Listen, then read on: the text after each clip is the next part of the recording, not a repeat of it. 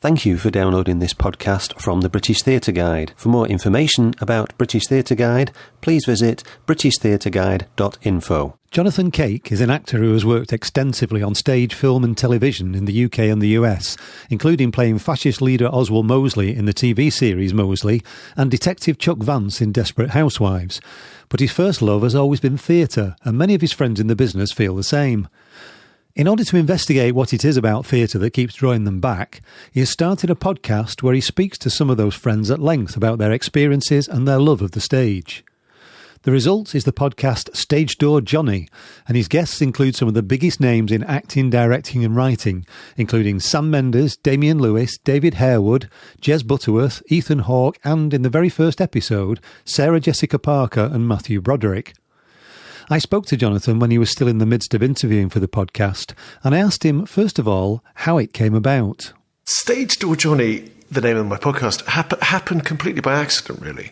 It was, the sort of genesis of it was in January 2022, I found myself back in the theatre in Los Angeles, where I was then living, having not been in a theatre for 3 years, since I was on stage in Central Park doing Shakespeare in the Park in New York, and as an actor. And it was an opening of a friend's play, the Lehman Trilogy, and I went along with my son, who's 14, and I think we'd just come from a football match, one of his football games, and he's a dead keen footballer. And we were very consumed by that because I'm one of those touchline dads. You know, I'm really into it. And we weren't really thinking about being in a theatre. And I wasn't certainly conscious of the fact that it'd been 3 years and a global pandemic since I stepped in one, and sort of 3 years and a global pandemic since anyone stepped in one. You know, the whole thing had just ceased in this extraordinary, not quite unprecedented, but, you know, pretty historically extraordinary way. And the house lights went down, stage lights went up, and we sort of suddenly snapped to that we were watching a piece of theatre. And as Simon Russell Beale's magnificent silhouette loomed up at the back of this set, this incredible electric current passed between me and my son, my 14-year-old boy. And it was like we were both suddenly 14 again in this moment. Neither of us had ever seen a play or even this art form before. We didn't know what was going on. We were like cavemen gathered around a fire watching someone perform a story for the first time. I mean, honestly, it was this sort of primitive thrill. And I thought to myself, you know, I've watched thousands of plays. I've been in hundreds of plays. It's absurd that I could suddenly have this sort of returning to year zero feeling about the art form. And yet I did. I really did. And my son felt the same way. And it was a sort of perfect piece to come back to theatre in, because I don't know if you ever saw it or heard about it, but it was 3 actors playing sort of 300 characters. It was kind of elementally theatrical with wonderful, wonderful performers. Simon Russell Beale being one of them. And so it struck me, why? What was this? What was that about? What was that crazy, innocent, electric charge about? What was this sort of sense of being returned to something that had been so important to me? I mean, you know, the primary, you know, art form of my life. And then we went out for lunch with Simon. I've known Simon for 30 odd years. We worked out ever since he did Thersites for Sam Mendes at the RSC, and God knows, very long time ago. Yeah. And went out for lunch, and he turned up with a little bag, a little shopping bag, which he was taking to the theatre with him, a local LA supermarket called Gelson's. I'll never forget it, which was clearly filled with some obscure but very important theatre stuff for him. And he said at the end, would you just drop me back at the stage door? And so I, you know, of course we took him back to the stage door. He walked into the theatre carrying this, rather reverently, this little plastic bag full of God knows what that was important for his evening. He signed his name in, got his schnoz swabbed for COVID, like people probably still have to do, And he walked off into the bowels of the theatre. And I thought to myself, I've known you for, 3 decades. I don't know anything about you. I don't know anything about your stories. I don't know anything about what goes on from the time when you walk in one of the many, God knows what, hundreds of thousands of stage doors in his lifetime. Because if there's anybody more addicted to the art of theatre, I can't think of an actor. He's perennially doing plays. I don't know anything about what goes on. The mixture of the magical and the completely everyday, the workspace of it all, between you going into the door and you coming out of the door at the end of the evening. I thought, what a reticent generation we are, really, for all fear of sounding like idiots when we talk about theatre. There's a real stigma for, particularly in our generation, I think. And I was brought up on, stories of O'Toole and Burton and Peter Ustinov and David Niven's autobiographies, and these seemed terribly glamorous to me. These seemed, Peter Hall's diaries. These seemed like a portal into a world that I thought was extraordinary, And so I suppose it was a lot to do with those two impulses. It was a lot to do with thinking I'm in a state of absolute innocence again as an audience member, and it's extraordinary. I wonder why. I'd like to find out. Is it just because of the pandemic? Is it just because theatre has this extraordinary ability to do something to us that other digital forms of entertainment can't? This ultimate analog art form. And I thought, I don't want the conversations I've been having about the theatre with these extraordinary people that I've got to know over the course of a lifetime working in the theatre. I don't want these extraordinary conversations to go, to drift off into the ether. I love the fact that the plays drift off into the ether. I think it's part and parcel of what makes the art form extraordinary, that if you weren't there, you didn't see it, and it's gone. The circus has moved on. You know what I mean? The tent gets put up, gets taken down, and it exists for this extraordinary electric time for those who are present. And it's a communion, between performers and audience. And I love that about the theatre, but I hated that about my chats. So I was like, Yes. I really want to store them somewhere. I want to keep them. And honestly, David, it's been incredibly meaningful for me to take a walk around these extraordinary people's lives and talk to them about why on earth we keep being drawn back to this thing. Because we do. Yeah. And God knows, most of the people I've talked to could really be doing something else, much more lucratively, and for much less effort and much less hazard and much less irritable bowel syndrome. Well, the director of a Bond film doesn't need to be doing the theatre, does he? He really doesn't. But I mean, he's just one of many. I talked to, for example, Matthew Broderick and Sarah Jessica Parker. And Sarah Jessica, the episode that I had with them, turns to Matthew and says, look, whenever you get offered theatre, we go through all the reasons why you shouldn't do it, and then you still do it. It's like, no, I turned a couple of things down. He said, nah, not really. When you're asked to do a play, you do a play. And it's, why? Matthew Broderick is a huge movie star. He definitely doesn't need to be doing it over and over again, but he does. And I'm curious to know what that magic is that brings him and me and other people back, Yeah, I mean, on the surface of it, you've done, like they've done, you've done plenty of film and TV as well as there's lots of theatre.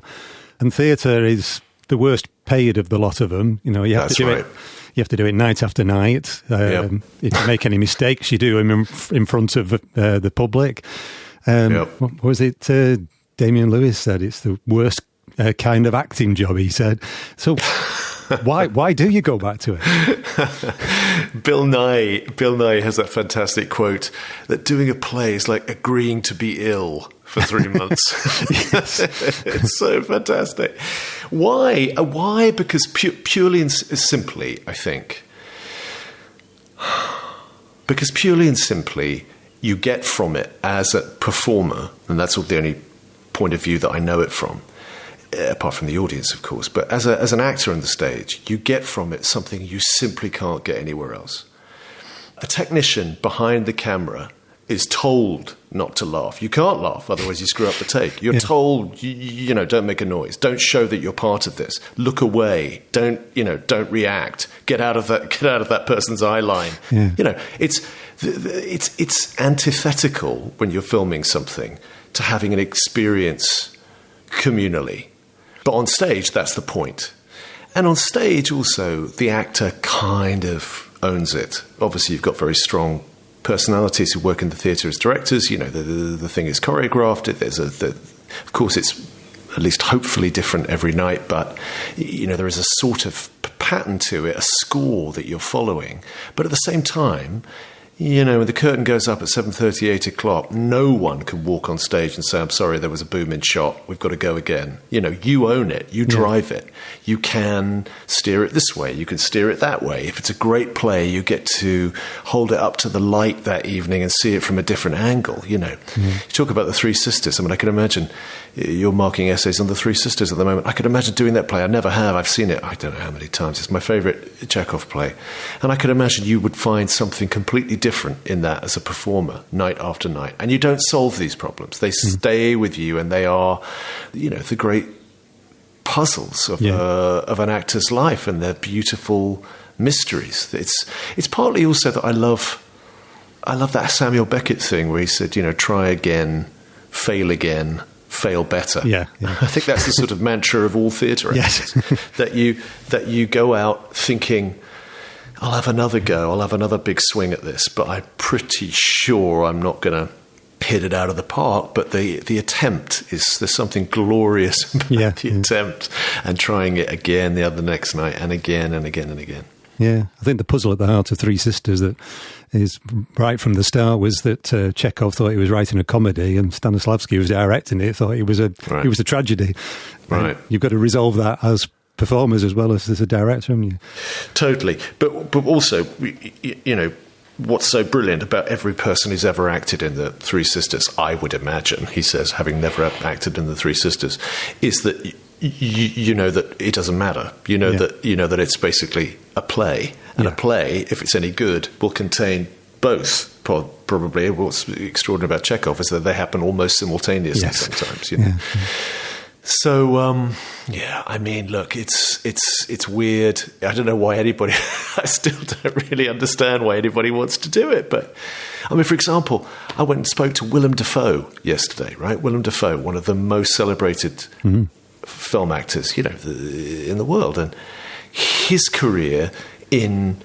I still don't really know how to describe it, but in non-traditional theatre, let's call it that, non-narrative theatre, a theatre that is not really about naturalism, which is, you know, has been the big sort of tradition in all acting since the 1950s, probably.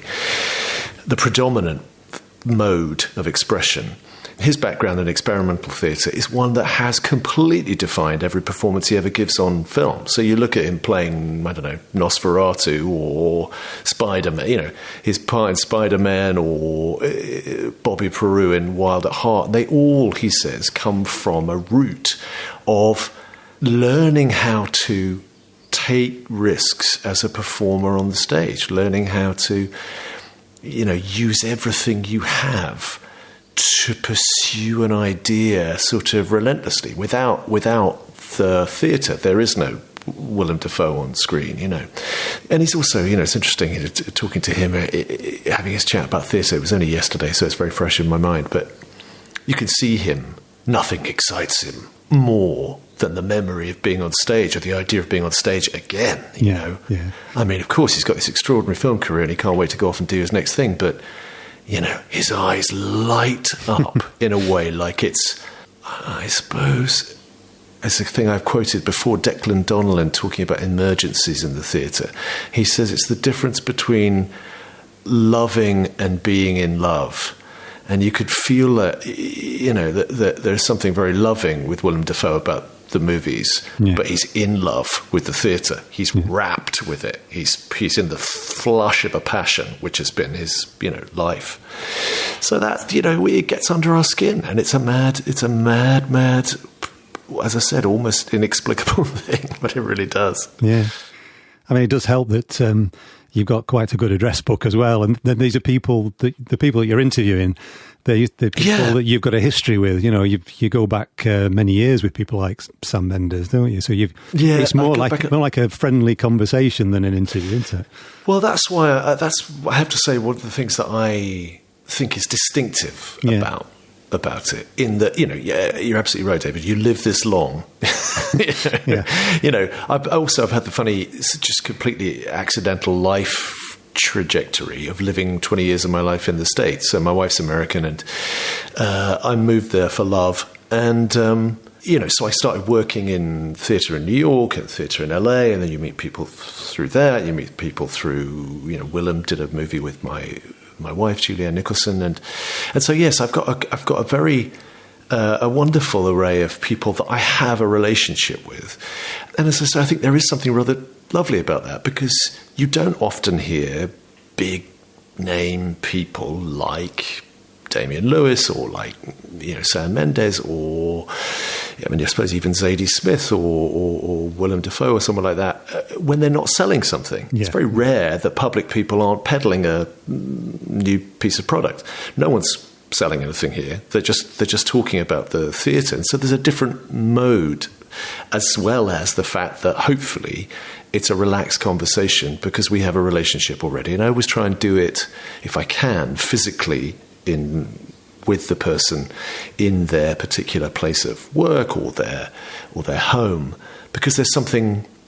I mean, like with Willem, he'd just given birth to a baby alpaca the night before on his farm just outside Rome, which is where we did this. So we're recording in his office, and his office is strewn with straw, like a sort of nativity scene, covered in alpaca droppings, because the little baby alpaca wasn't supposed to be out in a Roman cold winter night. Yeah. The day after being born. So, just little things like that give it such a lovely intimacy and such a lovely texture. And I hope you hear these people in ways that you've never really heard them talk before, in a mode that you've never really heard them talk before.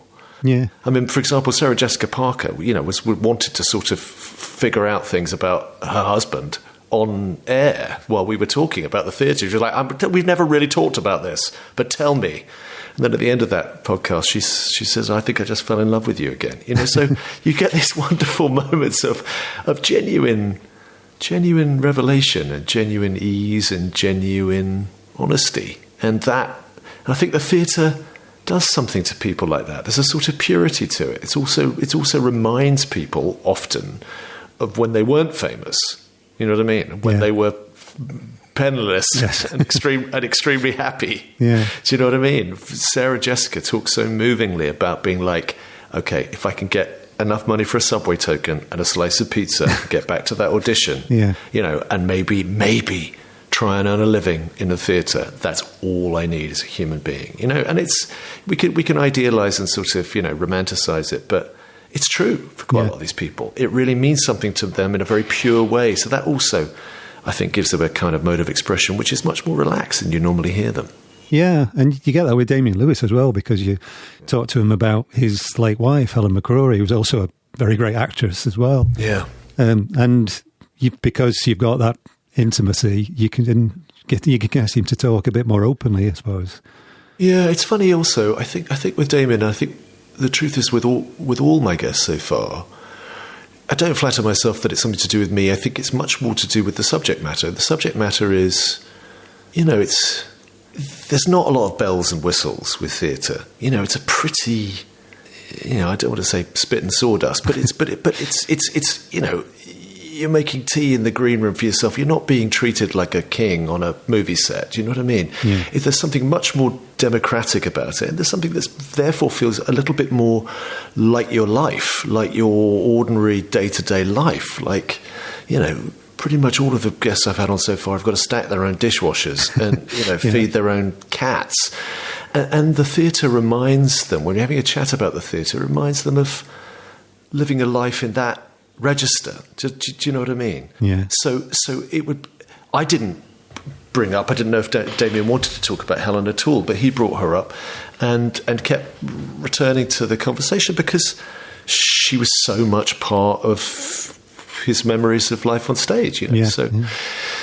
It was an extraordinary description of when he saw her first walking on stage in another Chekhov, in Sam Mendes' Uncle Vanya, which I remember so beautifully, and Damian describes it so amazingly. Yeah. This wordless entrance, she'd come on, and as Yelena, and Astrov and Vanya would be sitting there, Mark Strong and Simon Russell Beale, watching it. She'd walk onto the stage.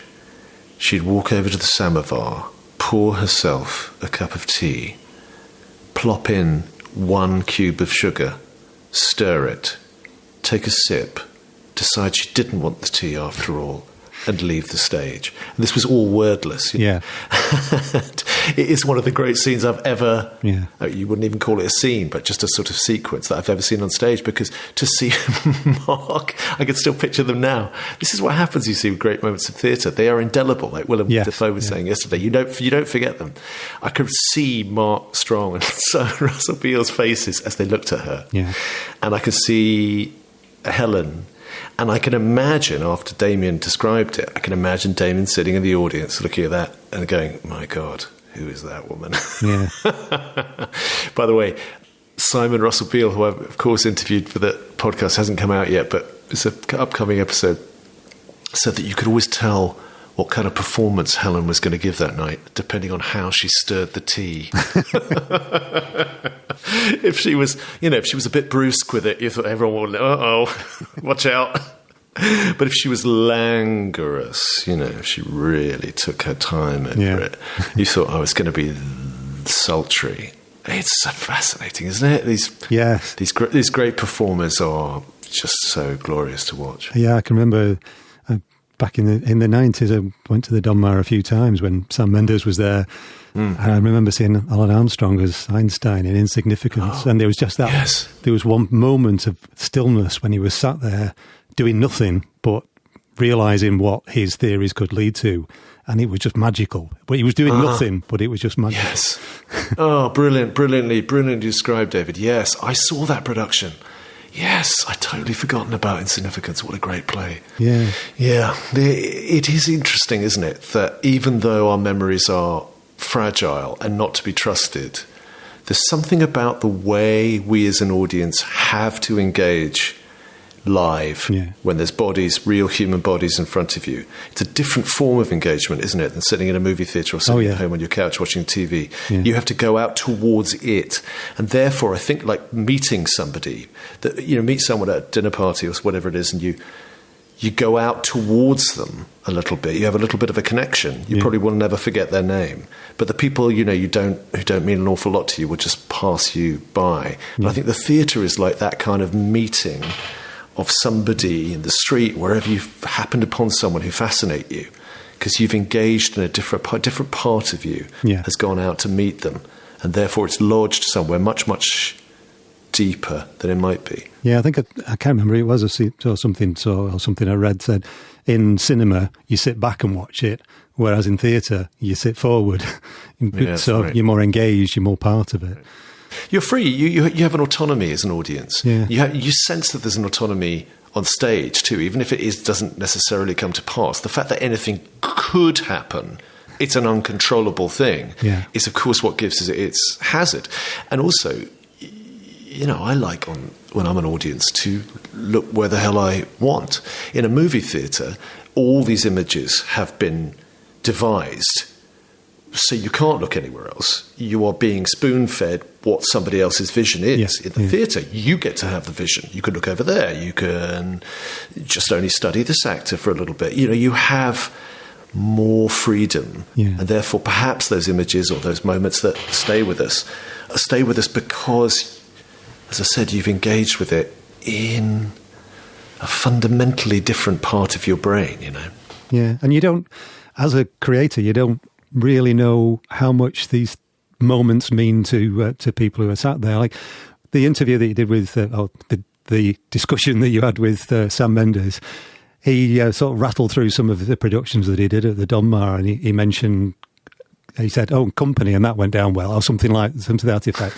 I remember Company as being, possibly the best production of a musical I've ever seen with Adrian Lester. It was absolutely fantastic. And what a cast. Incredible. Just incredible. We didn't scratch the surface, David. I've got to go back and frankly, I've got to go back and do them all again. And this is the funny thing that actually, because the tagline for the podcast is, podcast about theatre and life in the theatre.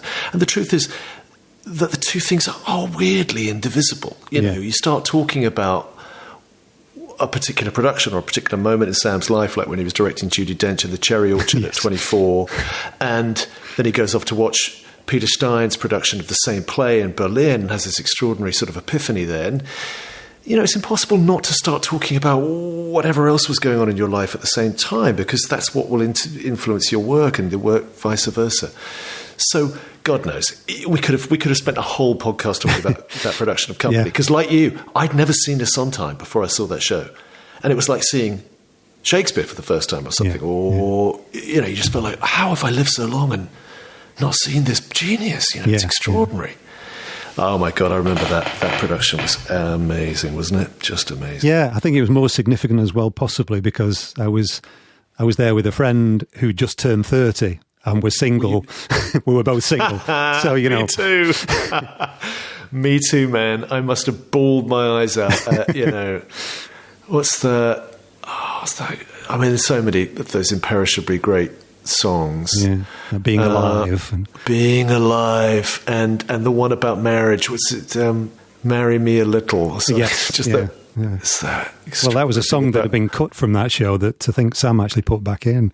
Oh, is that right? Yeah. You're sorry, grateful. Yes. Regretful, happy. Yeah, with Clive Rowe singing. Yeah.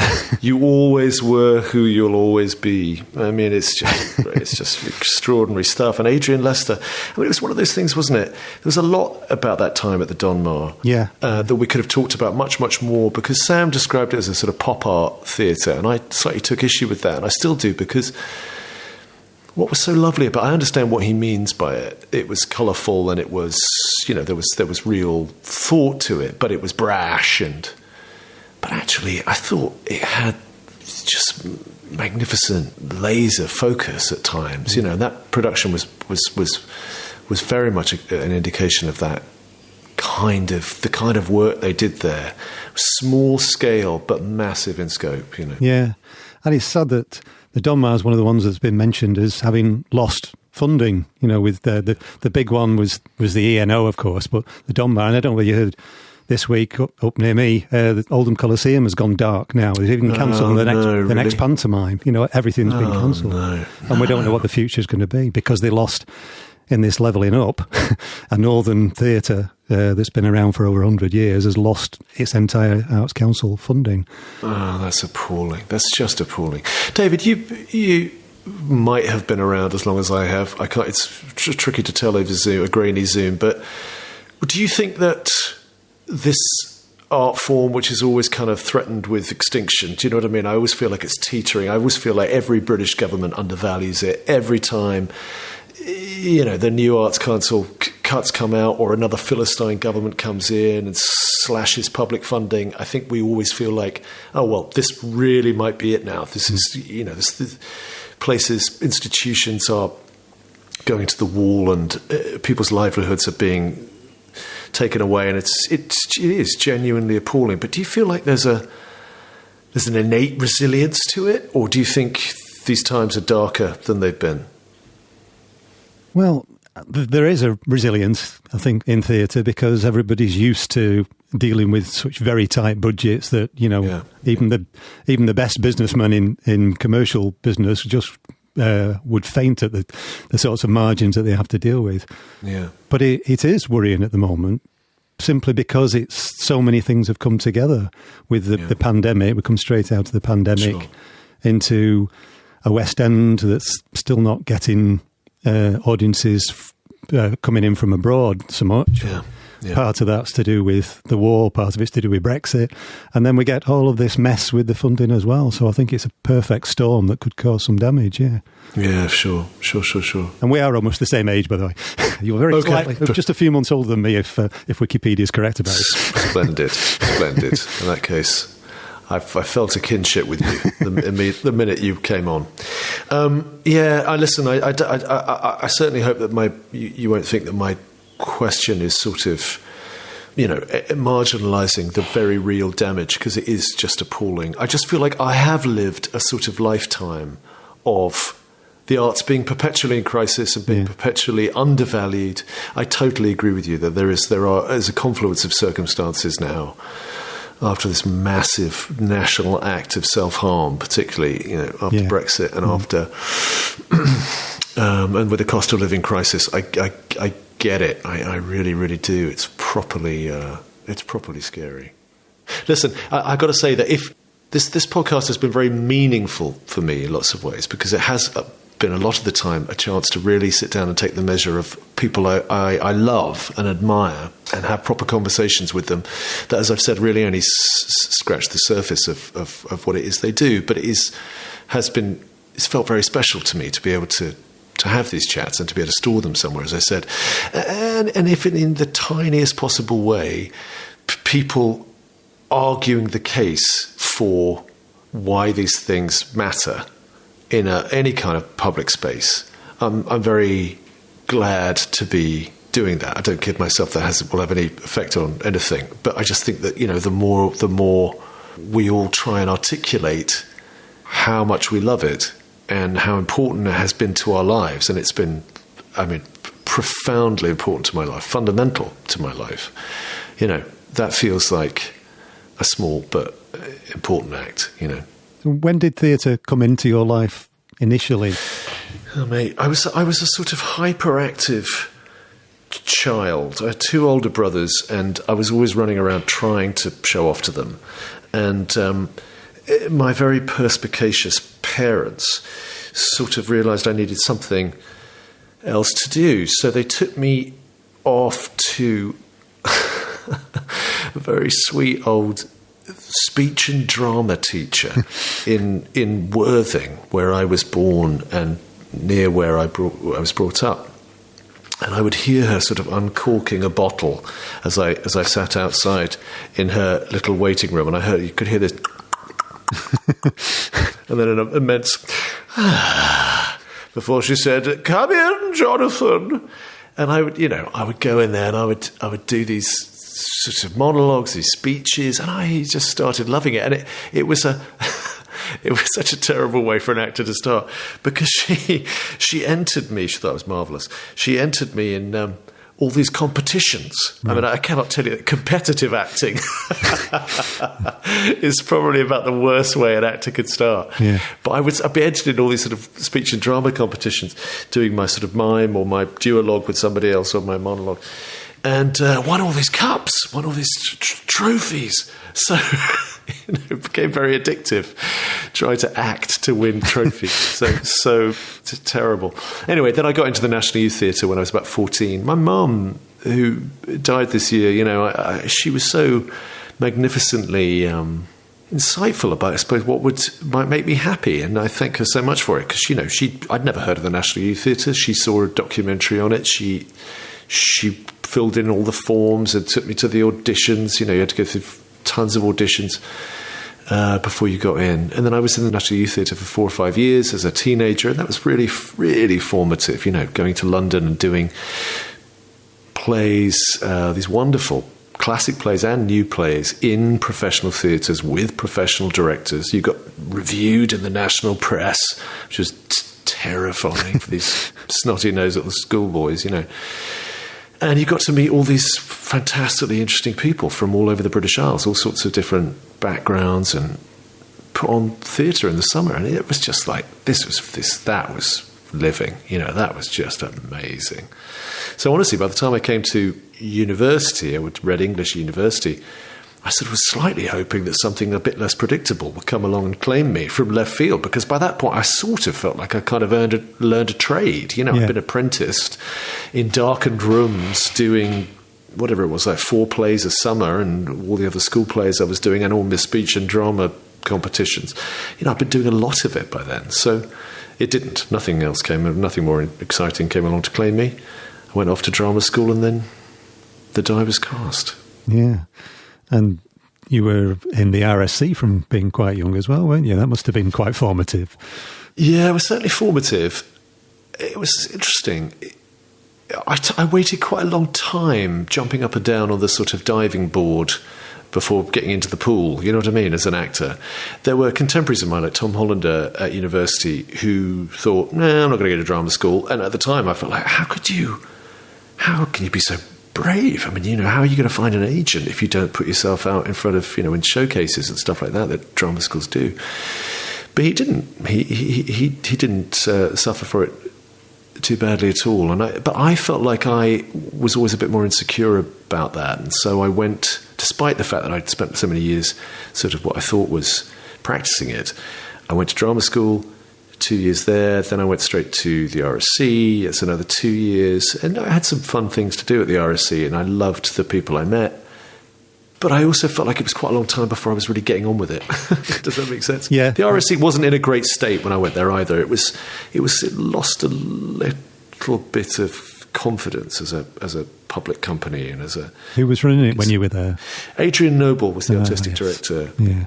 And I just remember quite a lot of pissing about in a way that makes me a little bit embarrassed. Right. Now, I mean, God knows we had some fun.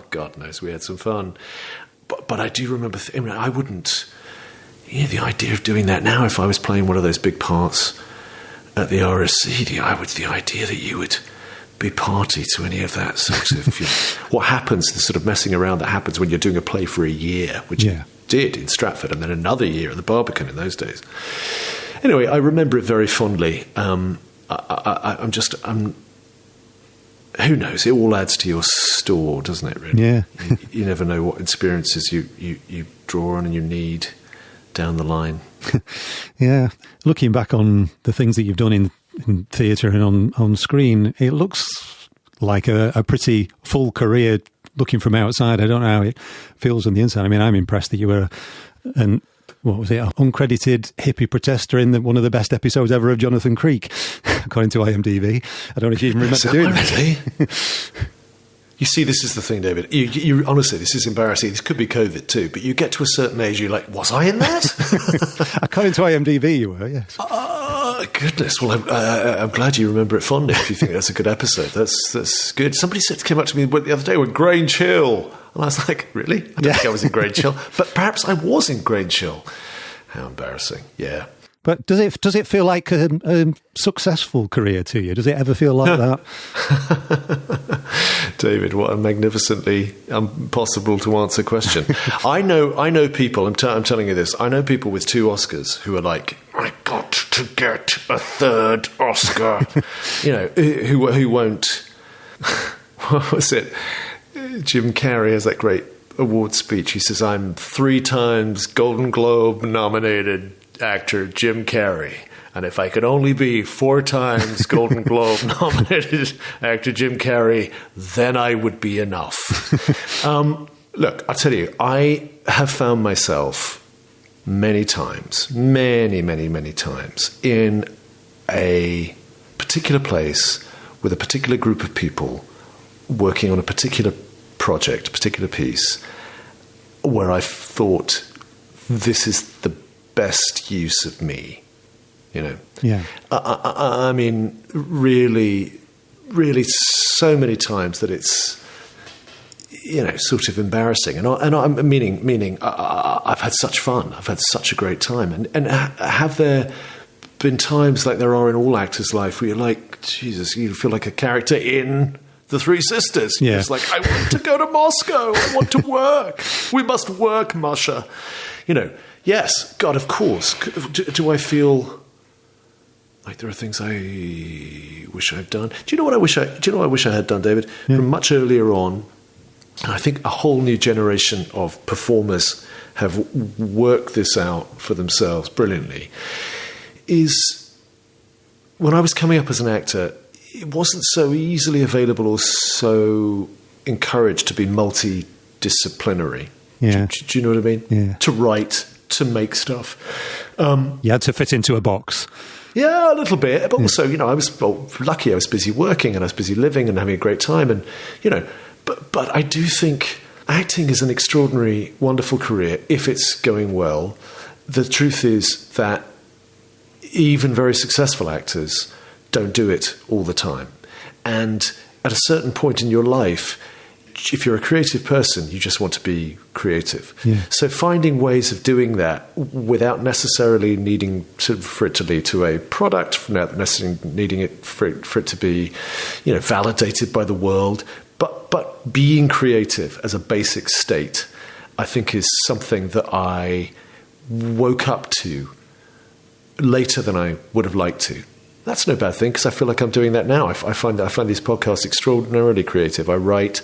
But honestly, the times when I found myself working on one of these great texts, particularly in the theatre, they'll be the things that, if I ever have that life flash before me, like people say, it will be a fast reel of extraordinary experiences doing Shakespeare. Probably. Yeah.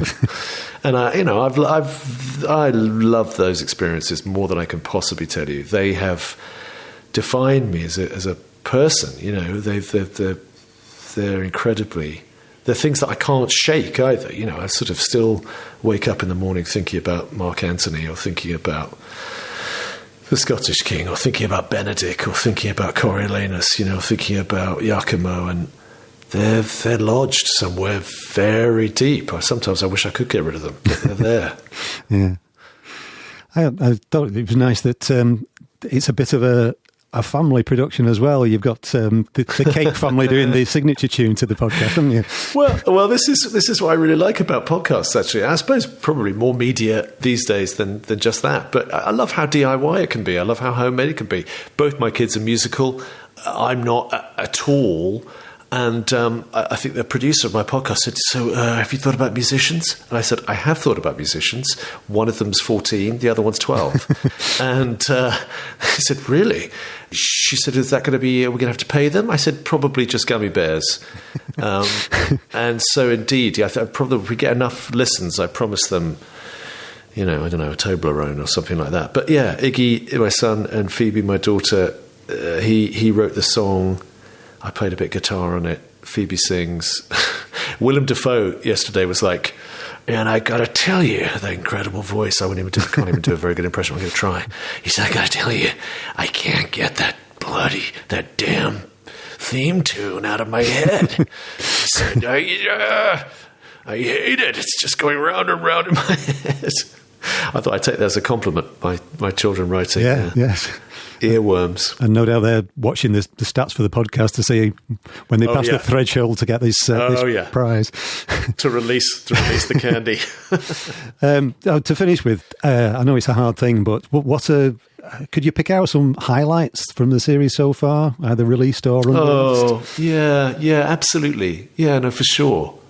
It's a bit easier to talk about the things that haven't been highlights, honestly. Because honestly, so much of it has felt so special to me. It really has. Not because I'm doing it at all, just simply because I think people have talked so extraordinarily well and so openly and honestly, and as I said, without in a sort of tone and register that you never hear these very famous people talking in this lovely, informal, late night way. It's been so great. So look, just off the top of my head, I hadn't seen David Harewood, since we did a play at Scarborough at the Stephen Joseph Alan Ayckbourn's Theatre, and we had sort of brushed to get past each other in our travels, but not to say hello to. And that's that is getting on for 30 years, and then to have him speak to me so beautifully and so openly about his struggles with his mental health, with the psychotic outbreaks that he had just before, in fact, we worked together. He was still sort of convalescing when we did our play together, which I don't think any of us knew at the time in the cast. And it was just like, it was that wonderful thing of the theatrical family, of your tribe, of just kaleidoscoping back down decades to when you were walking down Scarborough seafront with this lovely, lovely man having this very unguarded chat. So I loved hearing him talk about, for example, the incredible part that Martin Luther King has played in his life on stage and off stage. He was MLK was very, very much part of his breakdown, and it had been part of his childhood as a performer, and then he played him on stage in a play called The Mountaintop by Katori Hall.